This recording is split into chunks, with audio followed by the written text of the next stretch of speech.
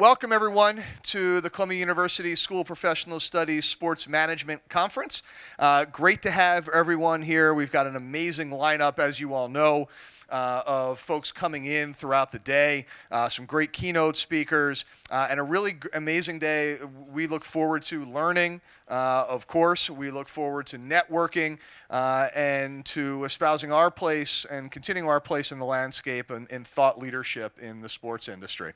So really excited about it. Our staff has worked tirelessly for the last couple of months to put this together, and I'd be remiss without starting everything by thanking LJ Holmgren, who you all know as the Deputy Academic Director of the program, and Tom Cerny, who's our Associate Director, as well as all of our student workers who you see throughout the building and even outside the building in some cases. If your GPA was lower, we put you outside.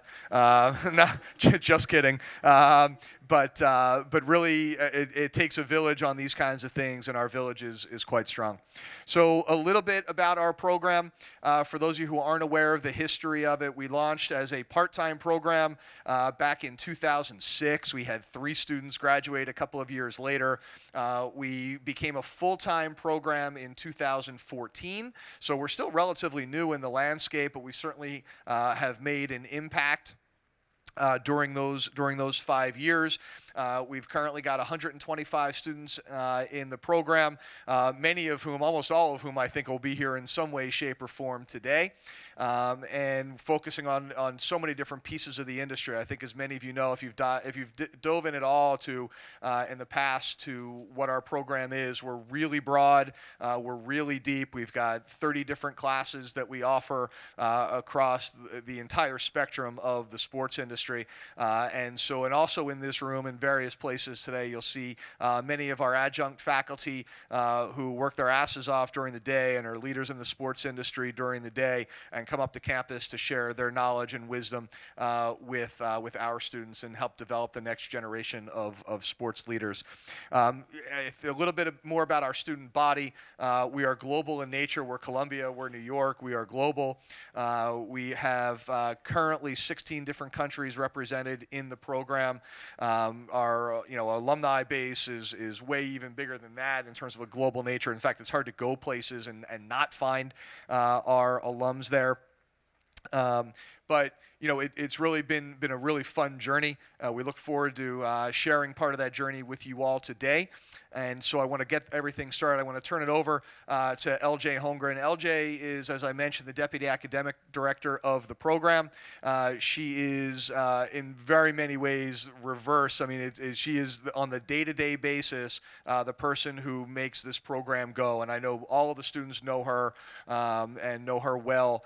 And quite honestly, I would be lost without her on a day-to-day. In fact, I actually literally might be lost. I'm not really sure I would find this place ever. So LJ's background, grew up in on Long Island. I guess you grew up on Long Island, not in Long Island, right? You grew up on Long Island, went to SUNY Cortland, has a master's degree in sports management, worked from St. John's, worked at St. John's, a background in intercollegiate athletics, worked at Harvard University, and then we were fortunate enough to have her switch over to the academic side and join us here in the program, and then I joined a few years into her time here. So I'll turn it over to her. She also teaches a class, appropriately enough for this topic, on Olympians as brands, which is a fantastic class that runs again next fall. And so please join me in welcoming LJ Holmgren to the stage. Thank you, everyone, and thank you, Scott. We appreciate that. We'll just get settled here. I may not be on. Hold on. They got you. They got me? Yeah. All right. You got me? You got her? Go, go, go. Yeah, they're good. I'm going to try to get up on this stool. Sorry, guys. These chairs. Just saying. Okay, good. We said I'm going to help plan the chairs and the setup on the stage next year, right? That'll be a better idea. A woman's worst nightmare. Tall chairs right up here. Just saying. So, Kathy Carter, thank you this Yes. morning for joining us today. We'd like to get in and start with your background. Sure. Last year, you took your role to head up the commercial side of the United States Olympic and Paralympic properties. which is a commercial joint venture between LA 28 and the United States Olympic and Paralympic committees. But before we get into your story about transforming the games, can you take us back to your background and where it all started? Where it all started, that's a broad question, but I grew up in, and for those who have Googled or just even read the background, obviously I spent the better part of, and can you guys hear me okay? Everybody good? Got a thumbs up in the back? Good. I spent the better part of 20 plus years working in soccer, which started actually when I was a kid. I played soccer all through university at a time when women in sport was sort of just coming on the tails of Title IX. And while I never had to worry about an opportunity to play, it certainly was sort of the forefront of women having equal opportunity. And so I actually grew up on soccer fields in Northern Virginia and played through, like I said, college. And that actually led me to my first number of jobs. The one that sort of stuck was actually when I joined in 1994 the World Cup Organizing Committee. And that's actually when I first met Sunil, when he was running international affairs and ultimately then was one of the leaders that started Major League Soccer, which I then transferred into that. So 20 plus years in the sport of soccer and led me all around the country and all around the world learning a lot about the sports business through the lens of soccer. About a year and 3 days ago, I started working in the Olympic movement, which was quite a transition, but a lot of similarities. And so the role that I now play is in 2028, we will for the third time in Los Angeles host the Summer Olympic Games. And so that endeavor, we have a long journey now, 9 years, just under 9 years before we will actually have the opening ceremonies. And it's a large hill to climb in terms of the economic responsibility for us to be able to host a net neutral games, as we like to say, where it doesn't cost the city, the state, or the country any money for us to host the games in Los Angeles. And so that $6.8 billion bogey is what I and my team wakes up every day thinking about how it is that we will fund these games in 2028, in addition to Team USA on their journey from now through each of the Olympic and Paralympic Games leading into 2028. So your career, you were working with MLS, then the president of Soccer United Marketing. Can you talk to us about the commercial work that helped build the foundation for what you're heading into now? Sure. Well, in 2001, I actually was not working for Major League Soccer at the time. I was working with Ann Schuetz Entertainment Group, AEG, which was one of the major investors in Major League Soccer, owning a number of the clubs. But at that time, soccer in this country was a little bit, there were a lot of pieces of the pie. And the overall puzzle was meandering along. And in fact, as we looked forward to the 2002 FIFA World Cup, which was going to be played in Japan and Korea, in the middle of the night, ostensibly here in the United States, no English language broadcaster would take a risk on those games. And so the owners of Major League Soccer, and really along with Phil Ann Schuetz, one of the major players for MLS, made the decision to buy those rights and create a commercial company that was intended to aggregate the rights within the disparate world of soccer and make it much easier for people to associate with the game of soccer in the United States. And thus, Soccer United Marketing was born. In 2003, I came back to that company from AEG, and then eventually ascended to the role of becoming president of that organization, which ultimately represented Major League Soccer, the 2002 and then 2006 FIFA World Cup media rights in English language, the U.S. Soccer Federation, the Mexican Soccer Federation, and many of the other entities that existed within the world of soccer, with the entire intention being, how do we make it easier for companies to get involved in the sport of soccer? And ultimately, that proved to be very, very successful economically, but more importantly, we got so many more partners to come aboard and really promote the soccer in this country. And I think we can all attest that today. I don't think if in 2003 we were often asked, would Major League Soccer survive? That's certainly not a question. In fact, I think the comment that I get more often is, what do we have to do for our men's national team to be better? So the conversation and the dialogue between 2003 and today obviously as evidenced by the women's success this past summer, has totally changed. And a lot of that was the economic viability that allowed for the owners of Major League Soccer to continue to invest in the league. And that was really driven by some. Amazing. And soccer, it was the trend of your career, where then you went on to run for the president of the U.S. Soccer Federation. Can you Yes, tell us a little more both about run that? and lose, which is what brings me here today to talk about the Olympics. Yes, so I had spent, as I mentioned, the better part of 20 plus years in the sport, and had ascended to the role of president of Soccer United Marketing. And in late 2017, I have no idea, that could be right time-wise, I think we're in 2019, you work in the sporting business and sports business, and you're always looking either, in this case, 2020, Beijing Games 2022. In my former life, you were always looking at the world based on 4-year increments of when the World Cup was, or when the Women's World Cup, and I always look at my life, and I always think I look at it relative to where big events were. So I never exactly remember dates, but regardless, in 2017, Sunil had made the decision that he was not going to run for re-election for U.S. Soccer president. And I took a look at my career, I took a look at my history in the sport of soccer, both on the business side, but as a player, having grown up, having played at every level, still to this day being very active in the game at an adult level. And I said, if not now, when? When do I give back to the game?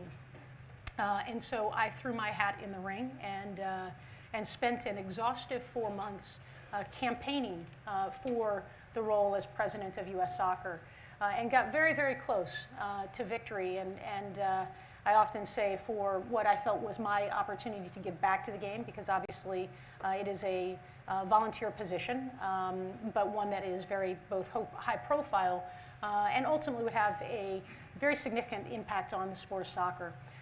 Came up just a bit short, but learned a tremendous amount through that. And I always say you probably learn more through failure than you actually do through success. And that just provided me an awful lot of ability to look at myself and say, was I willing to really go for it? And the answer was yes. Now, I didn't quite get there, and to this day I'm still rue the fact that I did not. But I took the summer off, and then ultimately got the call and decided it was time to get off the beach and start getting back into it. And here I am in the Olympic movement, really pushing what we are doing in this country around Team USA and around LA 2028. And now you have 2 titles. So you have CEO, CRO. Yep. We have a lot of acronyms in the Olympic space. That is for darn sure. USOPP, which she heads Yeah. up. The USOPC. We have LA 28. We're starting to throw around a lot of letters. The IOC, alphabet soup. NOCs, OCOGs, it's crazy. NGPs, we got the whole Yeah. thing, right? So when we're talking about driving commercial growth, and now you have this joint venture that you're heading up, can you talk to us about this structure? What is this joint venture? What is the USOP, and how do they work with LA 28?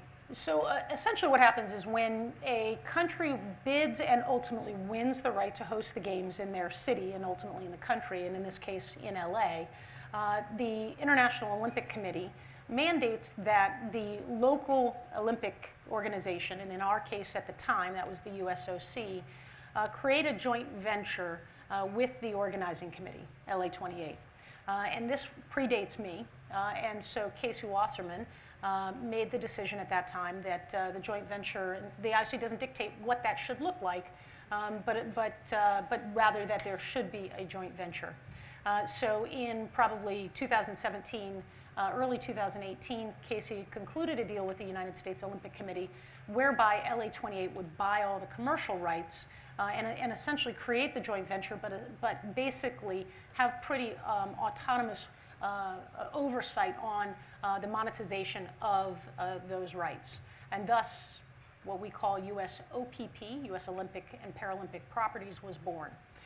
And so that is essentially, this organization is put in place to monetize sponsorship, consumer products, hospitality, why I have a dual role is ticketing actually lives inside of LA28, but I have responsibility for that. So essentially, all of the monetization, the economic drivers of what will make and fuel both Team USA, but also the LA Games, falls ostensibly into this organization.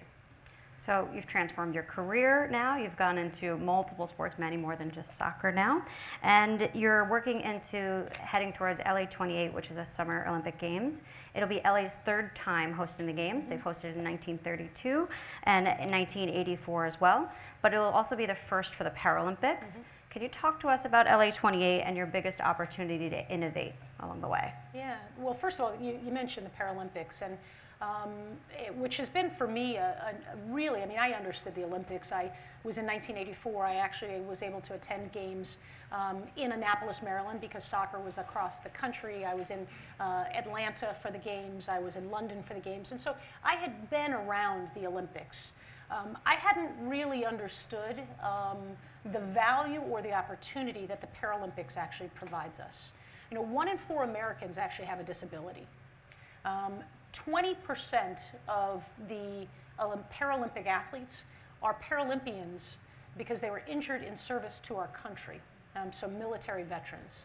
So what the construct of what the Paralympics is actually, in my mind, one of the greatest opportunities that we have to tell a story of both diversity and inclusion, but also of how we actually provide opportunity. And so the first time that those games were actually hosted in the United States was actually in Atlanta. And it was sort of a bit of a last-minute addition because of the time and how that came together. So this will be the first time, certainly in Los Angeles, that we've hosted, although in 1984, they did some test events around the Paralympics. And so they did some things, although it was not official.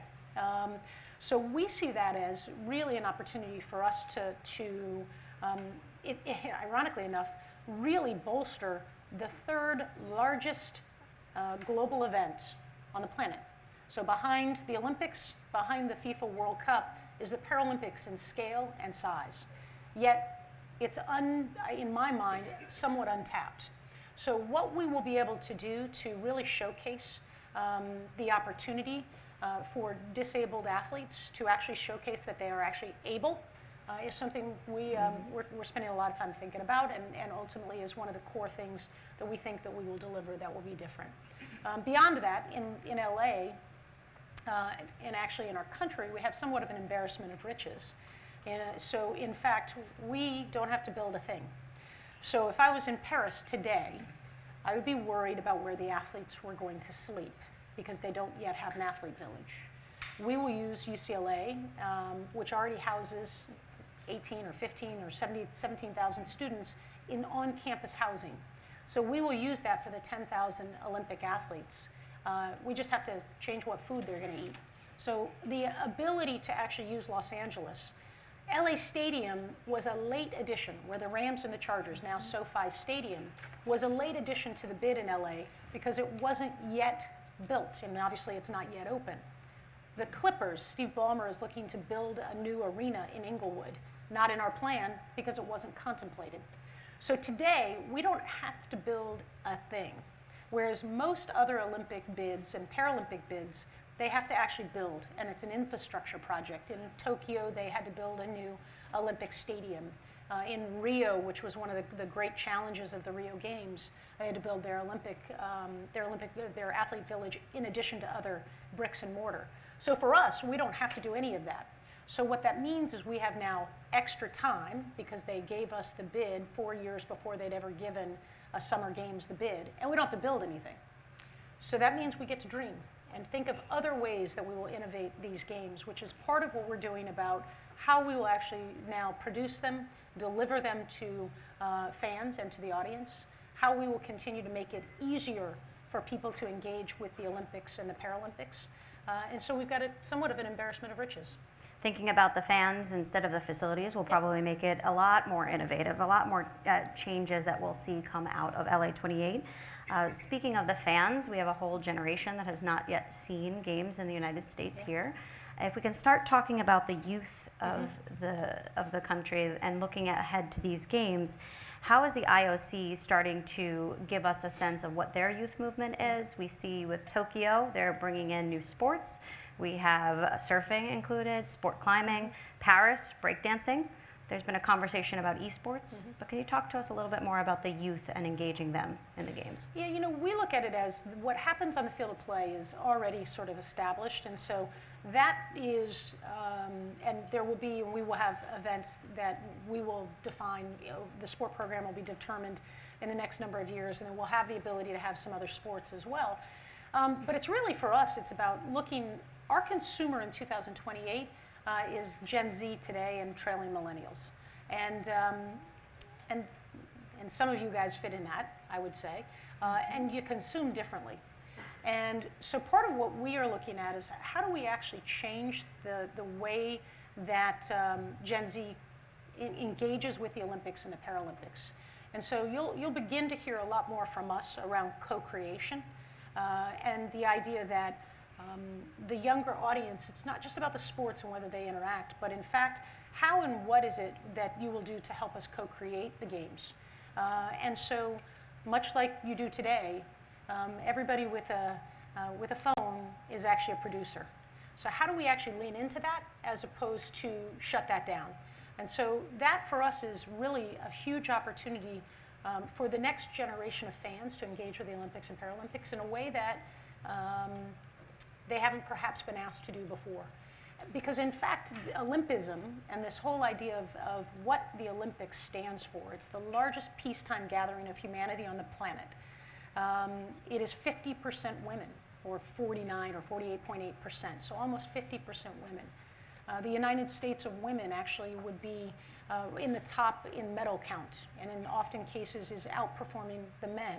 So the idea of the Olympics is, by its very nature, about diversity, about inclusion, and about so many things that Gen Z today stand for, but we now need to give you the ability to tell the story. And so those are things that we're going to lean very, very hard into. So I know our students in the room, a lot of our women in the room, they're looking forward towards this transformational change of leadership, of growth. We have some very powerful women leading the Olympic movement with yourself. We also have Sarah Hirschland, the CEO of the US OPC, and Chair Suzanne Lyons. Yes. So can you take us through how this movement is creating impact in its own way on the business side as well? Well, I do think we have an opportunity, and you know, because there are so many women that do participate across the broad spectrum of sports, we have an opportunity to bring more and more women into management positions and certainly into the ecosystem, if you will. And the IOC, to their credit, has actually done a good job. I think there's always room for improvement in terms of representation across their board and across the IOC members. So I think our ability now to continue that trend here in the United States, although there's a lot of work to be done, there are not many national governing bodies that are run by women. But that being said, for us, I think we look at how do we continue to evolve and how do we continue to bring new and fresh ideas. And it's not just male-female, it's cultural, it's diverse, and making sure that those seats at the table are not just seats, but actually are conversations. You know, and I think we're trying to learn from this next generation who, in fact, doesn't see diversity unless it's not there. And so for us as now middle-aged management, part of our responsibility is to really learn from the next generation to say, how do we start to adopt that today in business? And so I think that with a different kind of leadership, you start to see that reflected in the organization, which I think tends to give us better decisions and more robust conversation. We know that the Olympics is a chance for hope and opportunity. Can we talk about how it can help break down barriers just a little bit more with discrimination and socioeconomic status? Can we look at that a little bit more? Sure. Well, sport is always given an opportunity to have conversation around politics. Now, I'm not suggesting that that's easy for anybody to wade into those topics. But Muhammad Ali, Billie Jean King, Arthur Ashe, Jackie Robinson, and the list goes on. And we saw it this summer with Megan Rapinoe.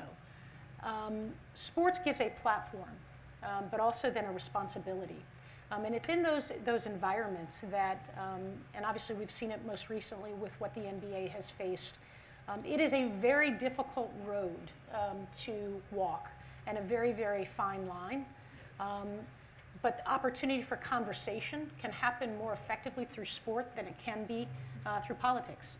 And the water cooler moment that happens because someone is fast and breaks a barrier, regardless of gender or ethnicity, is actually a conversation around commonality. And I think sport gives us an ability to have a different type of conversation. Oh, that's great. So can you share with us one of your Olympic memories, and then also what you want the future fans to walk away and what kind of memories you want them to create at this Games in 28? Well, it's hard not to, for some at a certain age, not to remember the 1980 hockey team, right? I'm seeing some people shake. I mean, a lot of people will say that's the first time they truly cheered for the United States as a, like that you wanted, you really got behind it. Mary Lou Retton, personally being there to watch our soccer teams perform in 1996, our women win the gold medal, is really one of the highlights in my mind. So both in person, but just as a country, it is just like there's some bleary eyes this morning for those Yankee fans that stayed up until the wee hours to watch them lose. Sport brings us together and gives us, in a divided time, gives us the ability to come together around common thoughts, where we may not have the same common thought about economic policy or all the other things we're faced with politically. But sport, when our team wins, man, we're together. And so for me, that's always been what's so exciting about the Olympics, is I get to cheer for not red or not blue, but red, white, and blue. That's what I always loved about soccer, and now I get to do it on even another level here with the Olympic and Paralympic movement.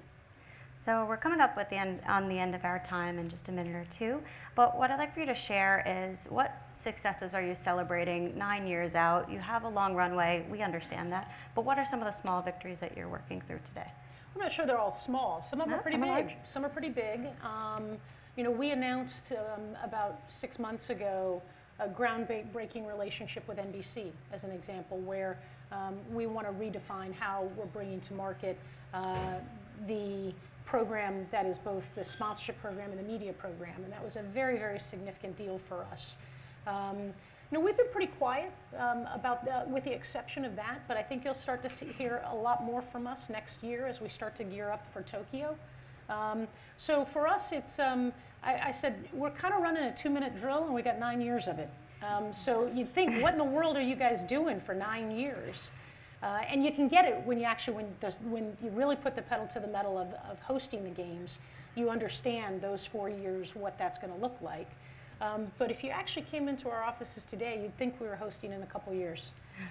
Because our aspiration isn't just to get to 2028. It truly is to provide a backdrop for change. And that's something that we really take responsibility for every day we wake up. How do we think differently? And that's kind of fun. So for our group, it means that we're putting those milestones in place and running hard to reach them. A lot of work, a lot of change, and hopefully we'll see some transformation along the way. Kathy, thank you for taking the time to speak with us today. Thank you very much.